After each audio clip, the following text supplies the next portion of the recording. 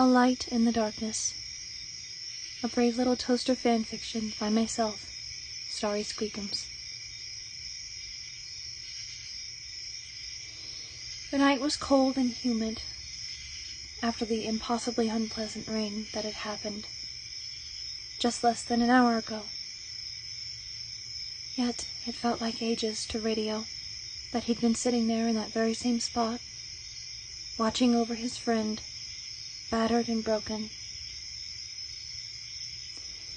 Himself and his friends, the other appliances, Lampy, Kirby, Toaster, and Blanky, had gone out on a wild mission to find their master, who they'd not seen in near 20 years. They thought they'd be successful, but they only managed to find problems, the largest of which sat before him right now, more accurately, laid before him in a crumpled heap. Lampy hadn't always been the brightest bulb, but when he was, it was heroic. They had to stop in the middle of the woods because the battery that Kirby was using to move everyone had died. During a rainstorm, while Toaster and Kirby and Radio himself were trying to call out for Blanky, who'd blown away, who was their only cover, Lampy figured he could use the lightning to charge up the battery. And while it indeed worked, it worked at a terrible cost. There lay Lampy, broken and unmoving, looking nearly dead. And with appliances, it was impossible to tell if he really was dead or not. Toaster and Kirby had gone off to search with Blanky now that the rain had stopped, so Radio was only left with the near-deafening silence of only crickets. He had never enjoyed silence. It's why he'd always been so talkative. It's why he'd always tried to bring things up to a humorous mood. But he couldn't bring things to a humorous mood, especially not while his friend was hurting. Desperately, he tried to calm his troubled mind. He thought perhaps that Lampy would soon come back. But given that he'd been sitting there for almost an hour, with no response from his friend, his hopes were starting to fade, like the light bulb of the little Lampy he was watching over. Indeed, he'd always loved Lampy, as more than a friend, but he never found the courage to tell him. He tried to, but Lampy always seemed to shake things off or not understand what he was trying to say. From little play fights they'd used to have in the mornings, to deep conversations they'd have in the master's former bedroom while the rest of the appliances were asleep, Lampy truly was Radio's only confidant, and he would have told him everything if he could have. But again, the courage was never there.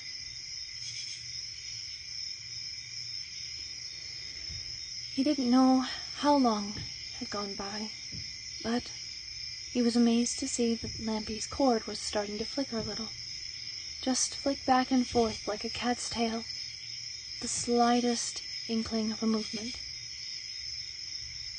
"Lampy," he called out, in the quietest voice he'd ever used for anything. Lampy suddenly came to, opening his eyes to look up at the big, almost smiling yellow dial of Radio. They didn't know what to say to each other. Lampy was still quite weak. He tried to say something, but his voice was broken, a crackling mess. "I know I'm not really the one to say this, but I don't suggest you speaking. If your voice is as broken as the rest of you, pal, it'll be a while before you talk again." Lampy croaked out a laugh and smiled. "Always with the humor, old friend." He tried to croak out. "You sound like you'd have a broken speaker if you were me." They both chuckled together and just stared. And then Lampy noticed that the others seemed to be gone. Where are the others? Lampy said, his voice mostly coming back. They've gone out searching for Blanky after he blew away. Oh, Lampy said. I hope they find him. Me too, old friend. Me too. Radio stayed silent for a few moments more, trying to figure out what on earth he could say next. You know, pal, that was really brave of you. Lampy had to think for a moment, but then he remembered what he'd done to try and help the battery along. Yeah, well, what can I say? Lampy said. You do what you can when you need to. Going to be honest, pal, I thought you were done for. So did I, Lampy said. You would have gone up to that big lamp in the sky. Radio said, uttering a chuckle. Lampy chuckled along with him. It took a few moments to notice that they were staring at each other. Lampy looking up into Radio's soft, happy yellow dial, and Radio staring down intently at someone who he'd always admired. Neither of them knew what to say exactly, and so they just lay there together, as they always had before. They knew they couldn't fall asleep now, as they needed to keep watch for the others. But they just looked at each other. You know, I'm pretty sure I would have missed you, Lampy said. Missed me? What are you talking about? You know, if I burnt out my light bulb permanently. Hey, I'm supposed to be the one with the humorous analogies, Radio said, trying not to laugh. Radio, you've always been one for the humor. But it's always worked. I know I get mad at you for it. Everyone does, but they shouldn't. You're underrated, old friend.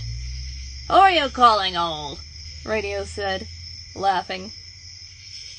Lampy belted out a big laugh this time, his voice now fully back. Unfortunately, it ended in a series of coughs, and to calm his troubled friend, Radio placed his antenna on Lampy's lampshade, which, unbeknownst to him and Lampy, slowly devolved into him wrapping his antenna around his shade, getting even closer, staring more intently at him. Radio? Lampy said. What, too close? He asked. No, Lampy said. This is perfect. Even in his injured state, Lampy managed to turn on his bulb so that he could better look at Radio. Radio didn't even complain that he could have been blinded. His gaze was not transfixed on the light bulb at all, but more on his friend's beautiful eyes. He wanted to say so much, but the thing he ended up saying that meant the most was, You know, you really are a light in the darkness.